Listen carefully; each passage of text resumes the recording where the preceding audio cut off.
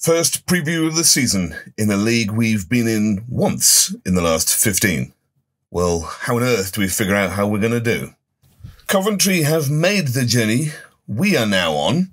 Mark Robins was appointed over 4 years ago and can do no wrong with Sky Blues fans. He got them promoted from League 2 at the first attempt in 2018, which amazingly was Coventry City's only promotion in 50 years. 2 years later, Robins won League 1, losing only 3 games all season. The subsequent first 2 seasons back in the Championship, they finished 16th and last year 12th. So what do we know? Well, Robins will have Coventry line up 3-4-2-1 formation, which is his selection unless playing against tougher teams. That's pretty fixed. I don't think Alex Neil will be tempted to match this, as his preferred formation of 4-2-3-1 operates in a flexible way that sees the shape move to requirements. When in possession, for example, Neil likes a defensive midfielder to drop and collect the ball and offer themselves to help play out.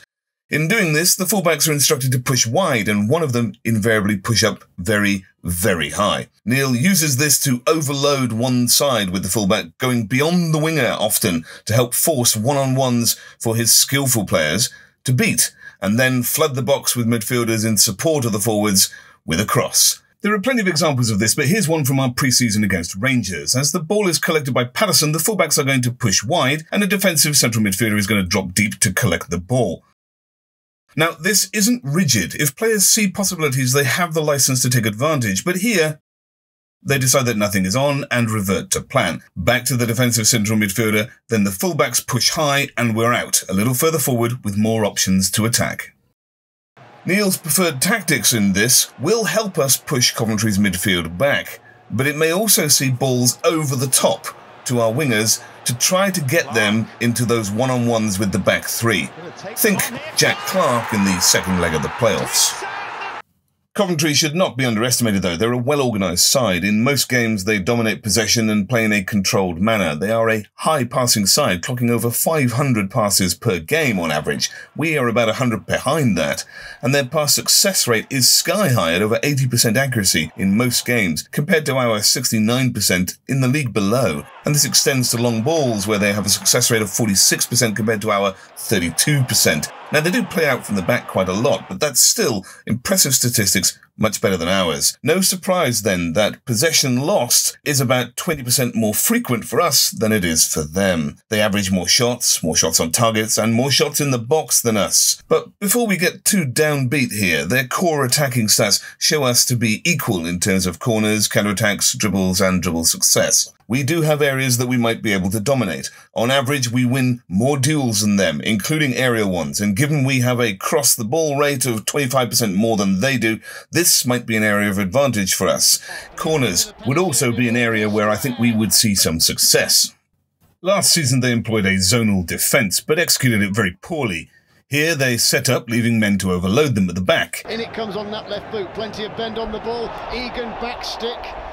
As play develops, they adopt a similar structure from a long throw, and it passes beyond them. They rush to get back into shape, but this shape bears no resemblance to the threats of the opposition players here, here, and here. On the third ball back, they're all over the place trying to get positioned and again leave opponents free.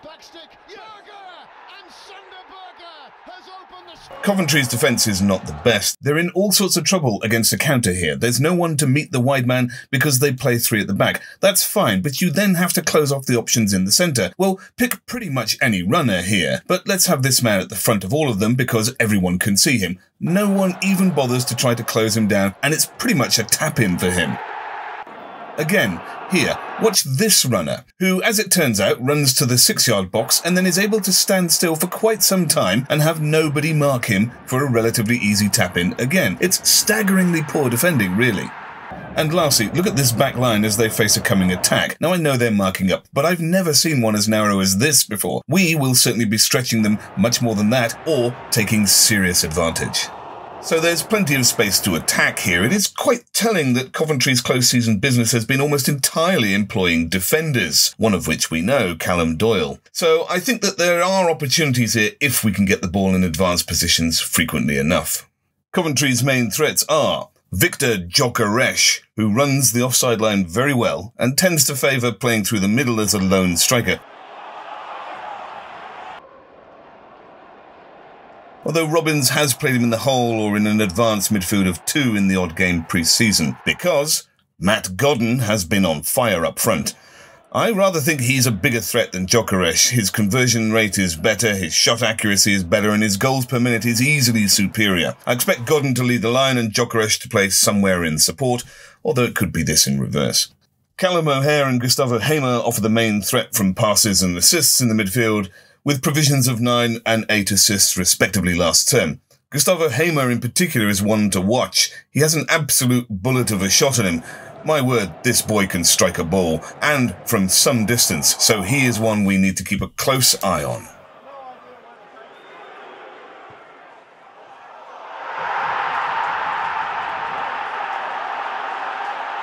O'Hare will play behind the striker and next to either Gyökeres or Godden, and Hamer will sit in the middle of the Coventry defensive midfield. So, what team will Sunderland play? Well, Neil will likely play a tough team, aimed at stopping Coventry's favoured progression through the middle of the park. This will mean Ballard and Wright will likely start in the centre of defence. Sirkin will play at left-back, as he offers an excellent engine getting up the field. And despite Hume impressing pre-season, Gooch may well be preferred at right-back. He's decent going forward and offers some steel defensively. Again, for possession and power in midfield, it would likely be Evans and O'Nien. This will give the team space for Pritchard to play in the advanced midfield role. Alex Neil's goal will be to stretch Coventry's defence and get into one-on-ones with their wing-backs or any of the back 3. This means Clark and Roberts hanging very wide. Stewart, of course, will start up top. This year, teams have the option of 5 substitutes made in 3 changes, so we may well see Embleton or Dan Neil come on and make us more competitive in the middle of the park, or perhaps both, maybe Winchester at right back, and we may well see Sims come on late in the second half. It's really hard to know how we will do this year. In one sense, we have a skilled squad, capable of playing at this level, but there will be a step up in sharpness, and we will have some tough days. I can tell you that by mid-September we will already have played 1/4 of the season, and we'll know how we're going to do. By September the 11th, we will have played 11 games. So I really hope we're not waiting until the end of the transfer window to try and complete our business. It would be too late by then if we're in trouble. Alex Neil, time to show us what we've got this year. Just do me a favour and shut Matt Godden up, will you? We'll aim to go up there and quiet them all down.